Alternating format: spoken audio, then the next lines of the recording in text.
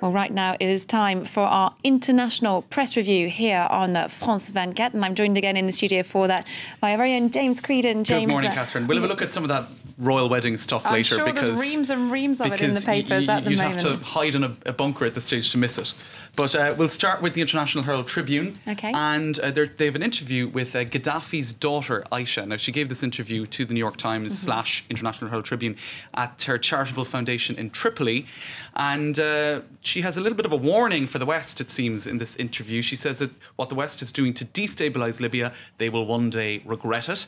She further says that the West will miss her father if he is driven from power, and that hordes of Africans will cross the Mediterranean to Europe if that takes place. I suppose that's something that we've been hearing. That was one of the justifications for Gaddafi staying, I suppose, the fact that he tends to control the flow of migrants. But, and he's put that argument forward, as has his son Saif al-Islam and now daughter Aisha as well, so towing the family line there. Absolutely. And what they say in this piece is that that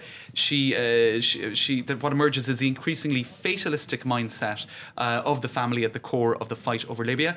She does, however, say that the crisis has brought the family together. Now, they say that she is seen as the sort of peacemaker in the Gaddafi family. You've got Gaddafi father and several sons who in the past, the piece says, have fought it out over various business interests. Apparently it came to violence between some of the brothers' armed guards one time over a franchise for a soft drink. So she has a sort of a role as a peacemaker, but she says sounds like a much needed one. Yes, indeed. Now, one surprising detail in that article, she claims that some former Gaddafi government officials who've crossed over to the rebel Transitional National Council keep in touch with us. So in terms of facts that come out of this article, I mean, that's perhaps not 100% verified, but she claims that there is some communication between the Transitional National Council and Gaddafi. Very interesting if it were indeed to prove true. Yes. What else have you got for us, James? Well, just to show some of the front pages in Britain, you've got Kate Middleton appearing with her sister in the front seat of a car. I think that's in her family home. Special scoop there for the Daily Telegraph newspaper. No reverse gear now for Kate, they say. On the front page of the Times, they're talking about the 2.5 million cocktail sausages that are going to be prepared across Britain for wedding parties on Friday, and the 700 miles of Union Jacks.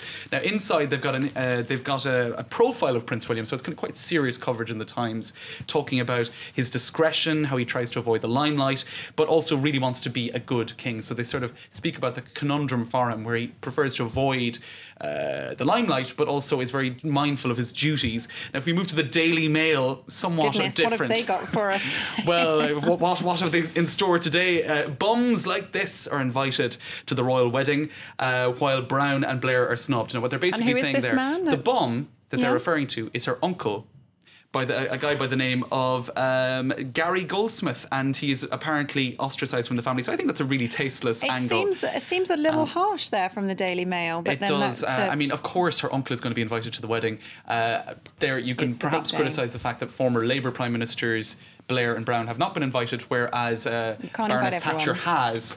So anyway, that's the sort of stuff you're getting in the Daily Mail. What are the papers going to find to come up with for the rest of the week leading up to the royal wedding? We could even top that today in The Sun. They have a royal source saying that Kate Middleton is having last-minute jitters and is having naked dreams. She's apparently, allegedly dreaming that she's appearing in the nip on the altar. James, what is their source for this story? A royal source. Spoke exclusively to The Sun Yes, newspaper. exactly. So could we perhaps speculate that royal source could be fictional? I don't know. Anyway, moving swiftly on. We'll finish with this, and it isn't completely unrelated. Whoops, it's on the front page of The Independent this morning.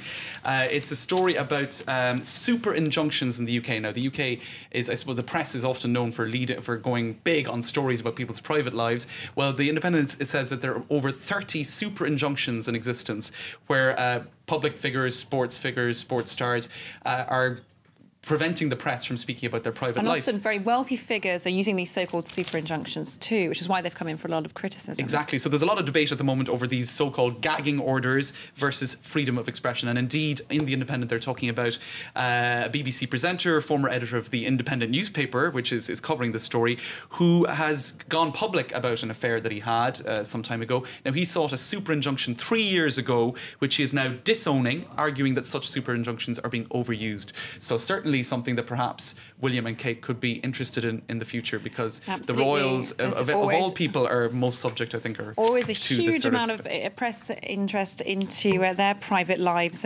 indeed. Absolutely. Thanks very much indeed, Thanks, James Catherine. Creedon, for that international press review. See you soon.